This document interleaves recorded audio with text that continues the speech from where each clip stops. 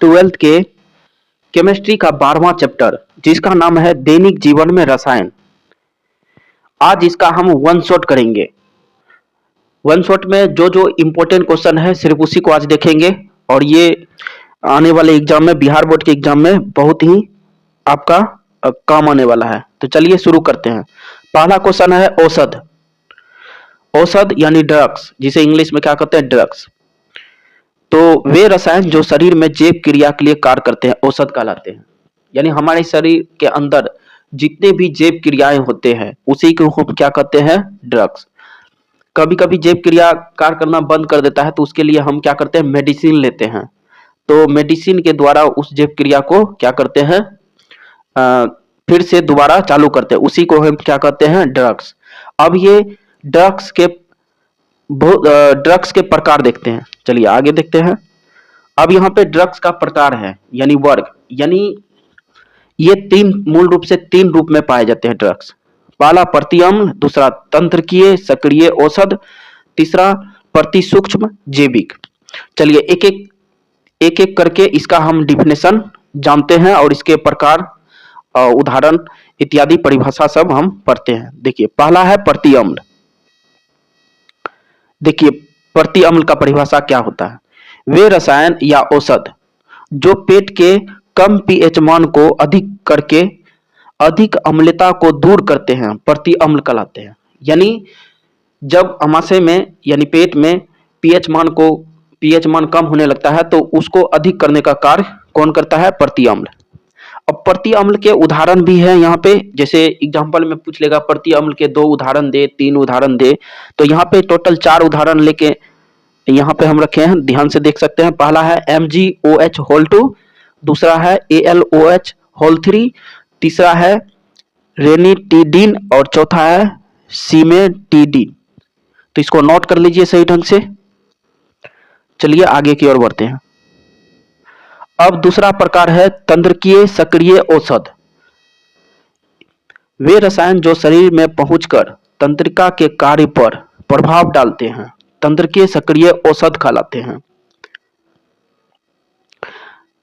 इसे हम प्रसतंग या पिराहारी तंत्रिकीय सक्रिय औषध भी कहते हैं।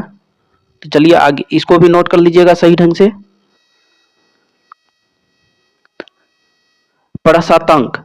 प्रसतंग रासायनिक यौगिकों का वह वर्ग है जिसका उपयोग तनाव दूर तथा मानसिक समस्या दूर में किया जाता है। प्रसतंग क्या होता है, जब मानव के अंदर तनाव आ जाता है या मानसिक समस्या आ जाता है उसके अंदर, यानी कोई भी बात को बार बार सोचने लगता है, तो उसको दूर करने के लिए जिसका उपयोग करते हैं उसी को हम क्या कहते हैं, प्रसतंग। यह नींद की गोलियों का मुख्य घटक होता है। जैसे यहां से क्वेश्चन बन सकता है कि नींद की गोलियों का मुख्य घटक क्या होता है, तो क्या होता है, प्रसतंग। इसका उदाहरण आप देख सकते हैं, इकेनिल, मेप्रोमेट और दूसरा है पार्बिट्यूरेट। आगे की ओर बढ़ते हैं। पिराहारी मुख्यतः 2 प्रकार के होते हैं, अस्वापक पिराहारी और स्ववापक पिराहारी। अस्वापक पिराहारी देखिए किसे कहते हैं, वे औषध जो हड्डी के दर्द को बुखार कम करते हैं और जिनकी आदत नहीं पड़ती है उसी हम क्या कहते हैं, अस्वापक पिराहारी। दूसरा है स्ववापक पिराहारी। वे रसायन जिनकी कम से कम मात्रा तनाव और अधिक दर्द को संवेदनहीन बना देती है, इनकी आदत हो जाती है, जैसे मॉर्फिन हो गया, कोकीन हो गया, हेरोइन होगी। यानी जैसे नशे वाले पदार्थ होते हैं ना, उसी को हम क्या कहते हैं, स्ववापक पिराहारी कहते हैं। इसका आदत लग जाने के बाद इसे दूर जाना बहुत मुश्किल हो जाता है।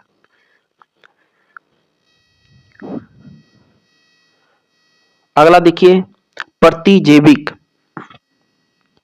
प्रतिजैविक के हो गए पेनिसिलिन, ऑफ्लोक्सिन, हल्दी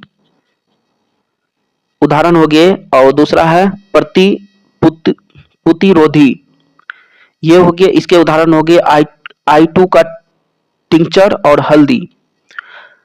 और इसे त्वचा पर लगाया जाता है।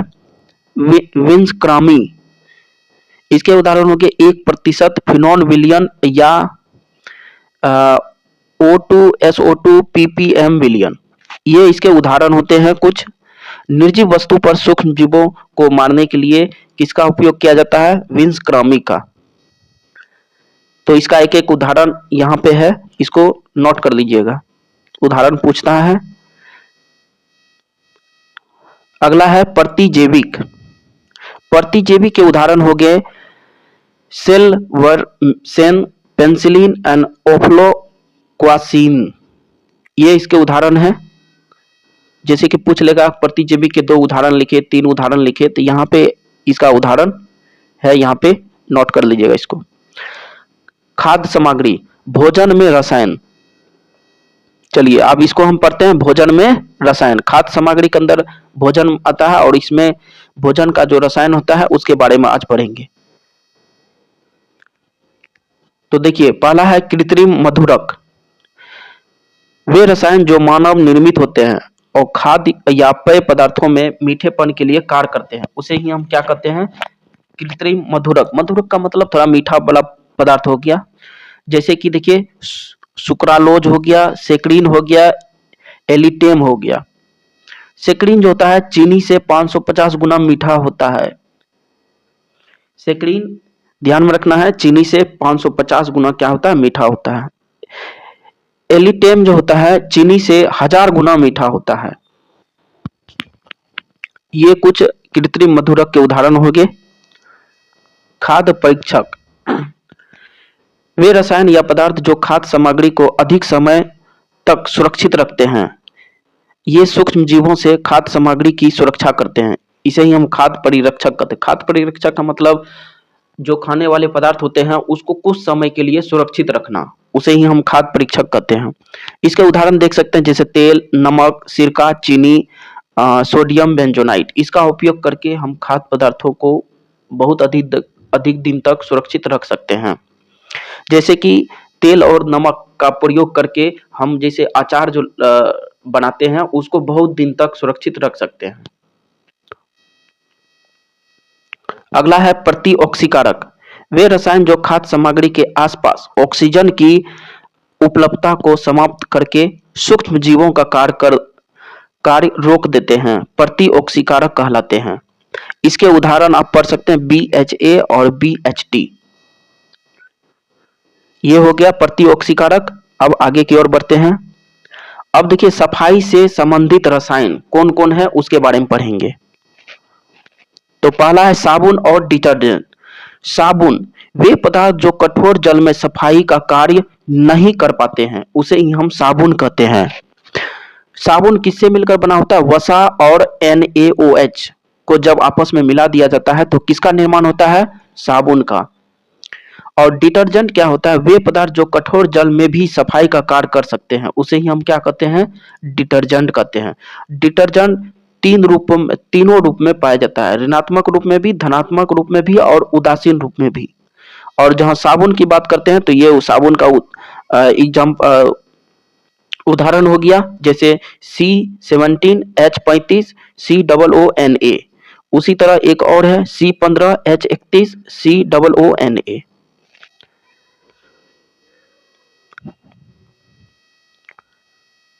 अब यहां पे चलते हैं ऑब्जेक्टिव क्वेश्चन की ओर। जितना भी पढ़े हैं उसका ऑब्जेक्टिव क्वेश्चन है, तो चलिए इसको लगाते हैं। सेक्रीन है 1, 4 ऑप्शन दिया हुआ है। तो अभी हम पढ़े हैं सेक्रीन के बारे में। सेक्रीन क्या होता है? मीठा अभिकर्ता होता है और ये 550 गुना चीनी से मीठा होता है। ये ऑप्शन नंबर बी हो गया। अगले क्वेश्चन की ओर बढ़ते हैं। निम्नलिखित में से किसका उपयोग साबुन के रूप में होता है? तो देखिए, यहाँ साबुन का फॉर्मूला हम यहाँ पे पढ़े हैं। देखिए यहाँ देखिए 2 फॉर्मूला है। तो देखिए C17, H35। देखिए C17, H35, COONA, option number A. तीसरा क्वेश्चन, निम्नलिखित में से कौन प्रतिऑक्सीकारक है? अभी पढ़े हैं प्रतिऑक्सीकारक के उदाहरण BHA और BHT, यही था प्रतिऑक्सीकारक। तो यहाँ पे 4 ऑप्शन दिया हुआ है। तो प्रतिऑक्सीकारक के अंदर कौन आता है? Vitamin E। चौथा क्वेश्चन की ओर बढ़ते हैं। निम्नलिखित में से कौन भोजन के पोषण मान को नहीं बढ़ाता है? भोजन के पोषण मान को नहीं बढ़ाता है। खनिज, कृत्रिम मधुरक, विटामिन, एमिनो अम्ल। कौन सा नहीं बढ़ाता है? कृत्रिम मधुरक। अगला क्वेश्चन, पैरासीटामोल का उपयोग किया जाता है। पैरासीटामोल का उपयोग कहाँ किया जाता है? एंटीबायोटिक के रूप में। Option number C. एंटीबायोटिक के रूप में नहीं किया जाता है, एंटीबायोटिक के रूप में पैरासीटामोल का उपयोग किया जाता है। एस्पिरिन का दूसरा नाम है। एस्पिरिन का दूसरा नाम क्या होता है? तो 4 ऑप्शन दिया हुआ है। ऑप्शन नंबर ए इसका सही आंसर हो जाएगा। अगला क्वेश्चन, डिटोल का उपयोग कहां कहां किया जाता है? डिटोल का उपयोग प्रतिरोधी एंटीसेप्टिक के रूप में किया जाता है। Option number A. अगले क्वेश्चन की ओर, निम्न में से सबसे मीठा कृत्रिम शुगर है। यहां पे कृत्रिम के बारे में पूछा है, सबसे मीठा। तो वहां पे एक था सिक्रेन जो कि 550 गुना मतलब मीठा था। एक था 1000 गुना भी। कौन था? एलिटेम। एलिटेम 1000 गुना मीठा होता है। तो इसका ऑप्शन नंबर सी हो गया। ऑप्शन क्वेश्चन नंबर 9, निम्नलिखित में से किसका उपयोग एंटीसीड के रूप में किया जाता है, यानी प्रति अम्ल के रूप में किया जाता है? तो प्रति अम्ल का यहाँ वहां पे 4 उदाहरण हम बताए थे। MgOH होल 2, एक था AlOH होल 3। मैग्नीशियम हाइड्रोक्साइड यहाँ पे ऑप्शन दिया हुआ है MgOH होल 2। तो इसका ऑप्शन नंबर ए हो गया। क्वेश्चन नंबर 10, खाद्य पदार्थों के परिरक्षण हेतु निम्नलिखित में से कौन सा प्रयुक्त होता है? अब देखिए, खाद्य पदार्थों के परीक्षण के लिए वहां पे 4 से 5 ऑप्शन था, टाइप था। वहां पे कौन था? तेल था, नमक था और एक सोडियम बेंजोनाइट था। तो यहाँ पे नमक तेल का उदाहरण तो नहीं दिया है, तो कौन सा ऑप्शन हो जाएगा? सोडियम बेंजोनाइट। तो ये 10 क्वेश्चन था, इसको सही ढंग से कर लीजिएगा।